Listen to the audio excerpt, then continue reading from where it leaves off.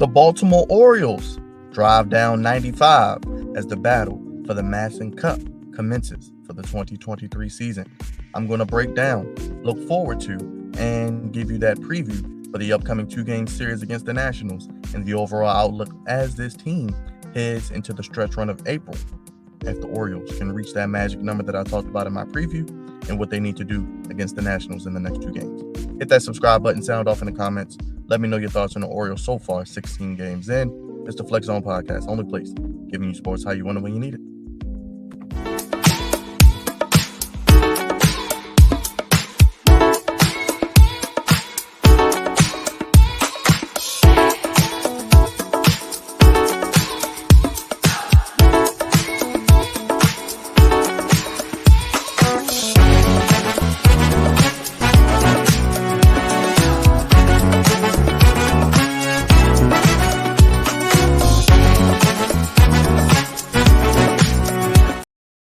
What's up, Flex Zone family? What's going on, Birdland? What's going on, Oriole Nation? God's favorite host back here on the Flex Zone Podcast, only place giving you sports how you want it when you need it. Of course, giving you that Orioles content all throughout the season. Back again with another video. I wanted to give you guys a video today while I'm out and about as the Orioles get ready to head down 95 for the MASN Cup to face the lowly Washington Nationals, who are sitting at 5-11. The Orioles currently at 9-7 this season. It's early. It's early. Orioles, as I said, 9-7, 5-4 on the road. But I want to go back to this past weekend. 3 games against the Chicago White Sox. Friday, a game the Orioles probably should have lost. They turn out winning. Saturday, a game they should have won. They lose in walk-off fashion. Sunday, rain delay. Team comes out a little sluggish. Down 4 runs. Grayson Rodriguez doesn't have his best stuff. He gets it together. Cedric Mullins starts hitting the ball. Jorge Mateo is on fire. Rutschman is still doing his thing. Gunnar Henderson starting to show some life. Mountcastle hit into some tough luck. But you see the offense of the Orioles really being consistent. This team is never out of a game. This team never gives up. They never pack it in. They never quit. They play through all 27 outs. And they really embody, I think, the heart and soul of the city. The management team with Mike Elias, Brandon Hyde, those guys. And so many times in the past, we would have seen a team that was the Orioles who was not expected to do much, pack it in. But this team fights to the last out. And you saw that this past weekend. In baseball, it's a long season. It's not like football. We're only 16 games in. We're not even out of April yet. And Grayson Rodriguez has struggled a little bit early on, and I hear the talk online of, is he going to be okay? Is he going to bounce back? He's got the best stuff in his rotation. He's got the best swing and miss rate out of anybody on this team. He has the stuff. You saw it. If he can just consistently not walk batters, especially in the first inning, lead off guys, limit the long ball. If you're going to give up home runs like Jim Palmer, Ben McDonald, all the great pitchers say, give up solo shots. And you saw that. He's starting to round into form. And it's an adjustment going from single A to double A to triple A. He dominated at the triple A level. And I think now, being at the major league level, it's going to be a period of adjustment. Honestly, with him not making the team out of spring training, I didn't expect to see him up right now. I expected him closer to the May area. But we get him up here now. I don't want him shuttled back and forth. Let's see what he has. It's like a tea bag with young pitchers. You don't know what you got until you see him in hot water. He was in some hot water. He overcame that adversity. He did a great job with what he was given.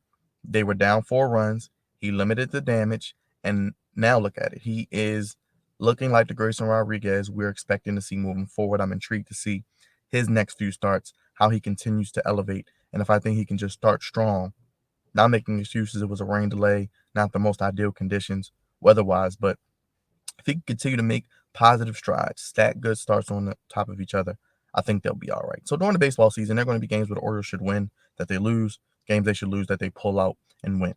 So heading into the series with the Nationals, I think it's very, very important. It's a 2-game series. It's quick. It's nothing major. It is still a 9-7 ball club coming into place, a 5-11 Washington Nationals team. And it's kind of the reverse because the Nationals for so long were the dominant team and had the better record, but the Orioles were the lowly team who would probably come in at 5-11. But the Orioles have played very, very well against the Nationals, and right now every team in the AL East is above 500.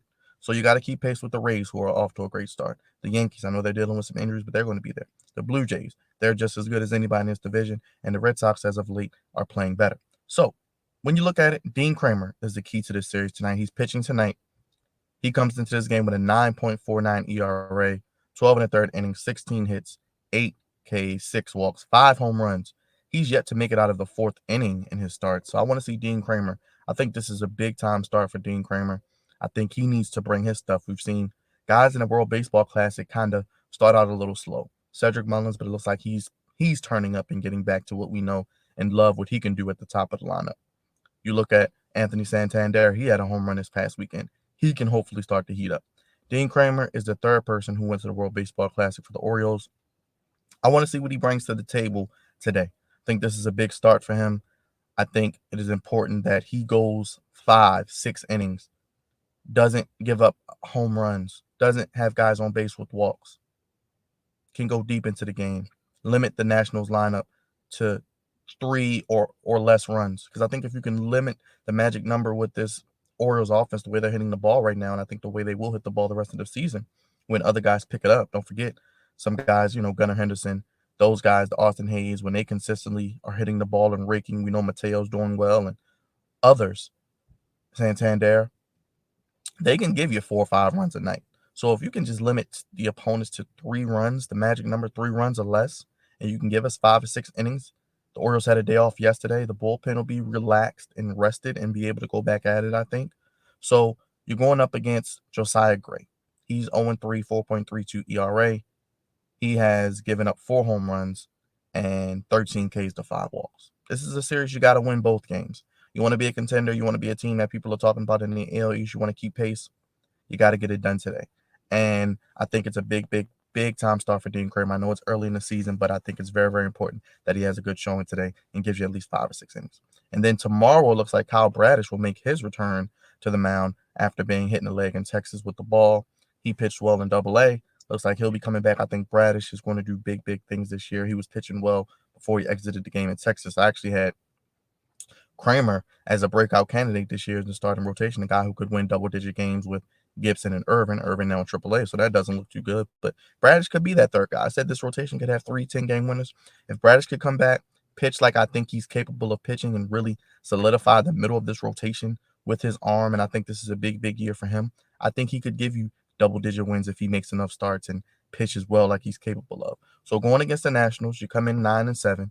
I would like to take both of these games. You would then get to 11-7, and then you have the Detroit Tigers this coming weekend, who are playing better as of late. Nationals are in rebuild mode. They're 2-7 at home, as I mentioned, 5-11. You got to win these games. You got to beat the teams you're supposed to beat up on. The Orioles are in a stretch right now where they're playing a lot of teams under 500. Like I said, you got the Nationals, you got the Tigers coming up. These are games you're going to have to win. One thing about playoff teams, about good teams, they beat up on the teams they're supposed to. And the Nationals are one of those teams on the schedule that you got to look at and say, hey, let's go out here and win these 2 games.